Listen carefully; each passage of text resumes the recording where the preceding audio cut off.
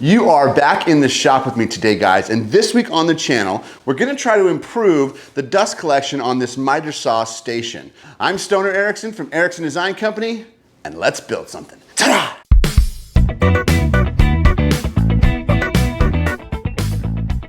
So this is my miter saw station rolling cabinet. It's a wing out system. It was actually designed, and I got the plans from the Fix This Build That guy's channel. It wings out so that I have 42 inches on each side, and it also has a really cool fence system over here so I can, make repeatable cuts. I can take this outside when I slide it back. Now I've got the support I need to hold my offcuts and my longer stock, and then when it breaks down, it folds right into that smaller footprint, keeping my shop, because I have a small shop, very versatile, and rolls like that. So whenever I'm cutting things less than about 30 inches, I can cut longer out that side, then I can just quickly make a cut on it. But what we're gonna address today is how the dust collection works on it. Now, this cabinet is built to have an underneath little dust collection system. I used to have that.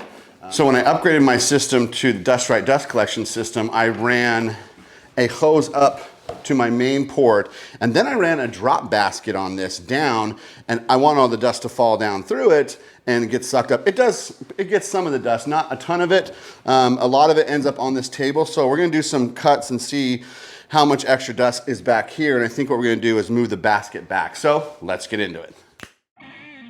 I'm gonna grab a few pieces of white paper here and tape them to the back. That way we can see how much dust we're getting where I want to cut off on the back. This is a little piece of walnut. I'm going to make 10 passes, and we're going to see how much dust gets collected out of the back. So that's not too bad, because the baskets, whatever's falling down, and with the little dust shoe we had, I think that we're making a lot of progress on getting as much dust out of this thing as possible. I'm just going to pop the actual chop saw off and pull it off of the stand. I've got these little braces here. These are kind of the leveling blocks, so to level it out with the fence. But this one right here got stuck. Here's just a little trick. The head broke off the screw, so I'm going to grab a drill and I'm going to chuck it right up in the drill, back it out. That's just an easy way to get those out. So I want to show you how this is working here. So anything that's over that saw, so this is that main plate of the saw. When I'm cutting down, all that debris that makes it through there falls straight down and out of here. What I think I have an issue with is that I'm a little far forward. So I'm getting really good suction straight out of here. So anything that falls down in here is gonna go. You see there's a little bit of fine dust on the top that it's not getting, but that's all right. I have this little thing in the front here because I was getting stuff falling down into it, larger pieces that wouldn't be able to get sucked up, and I'd have to take the back off. So what I think I wanna do is I want to move this back about, let's see, 5.5, about 2.5 inches to 3.5. 3 inches off the back, 2.5 inches off the front. Then I'll move this basket back. I'll make a temporary plate for this, because I do have that height that I need, which is a little over 3/8, is the block that holds it up to be level. So I think we're gonna figure out how to kind of move that back and get this set up so more of that dust that's getting kicked out the back will fall down into this trap. Sweet.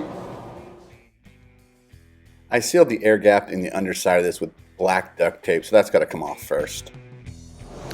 I've got this little handy dandy multi-tool, and I'm gonna need to put the little angled guy on it to get those screws out that I had screwed the bottom of this up to.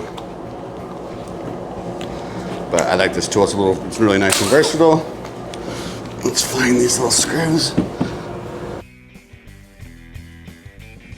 Having the right tool always makes a big difference, makes things a lot easier, and this little multi-tool came in handy to get those really tight screws out. I couldn't reach them. I had to change the bit out to a smaller bit. How the hell did I get that in there? I don't think I took off the bottom shelf.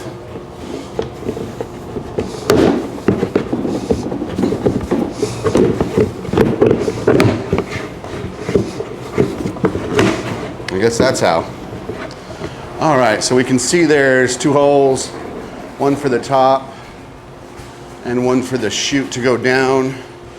We're going to take this 3 inches out, or 2.5 inches out, and then we're going to take the back of this out, and then we're going to set a whole new place for a new cutout right here.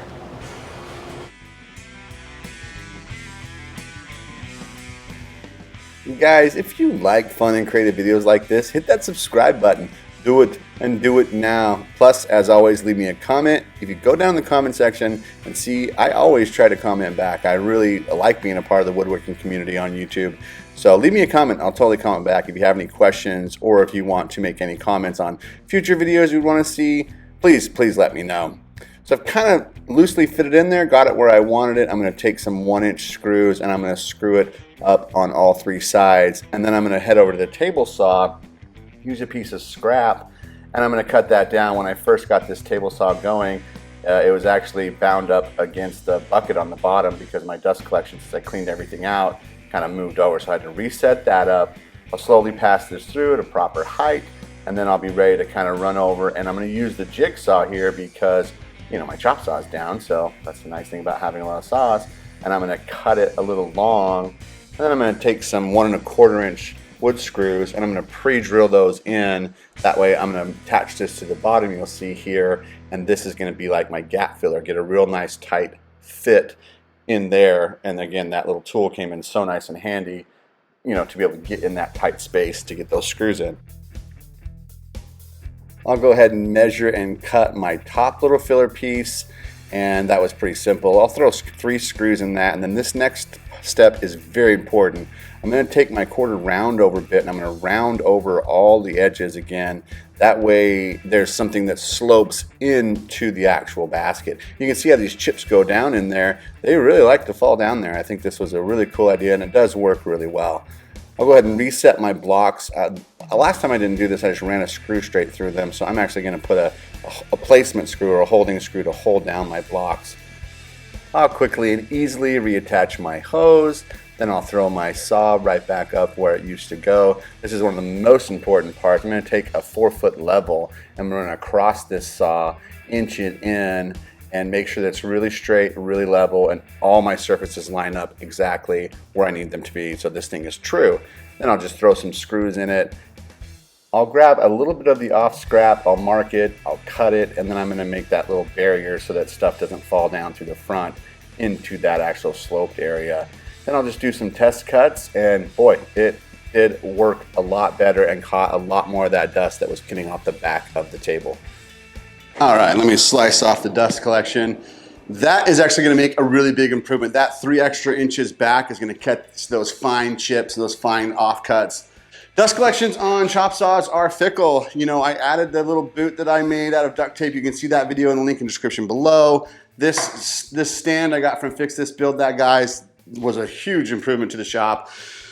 Big tool, small footprint, but that down dust collection, all that stuff that just falls down there just gets sucked right up away. So now I have a downdraft, basically a downdraft table underneath my chop saw, and then I also have the actual port filled up with a 2.5 inch suction. So it's about the best I can do without building one of those cages, and I don't really want to do that. I don't really like the way that looks, and I don't really like the way it functions. I built one a long time ago and I kept running my hand into it, but now I really enjoy making these videos. I make them for myself and I share them with you guys. So if you like them, hit that like button, hit the notification button, hit the subscribe button, leave a comment. I'll totally comment back.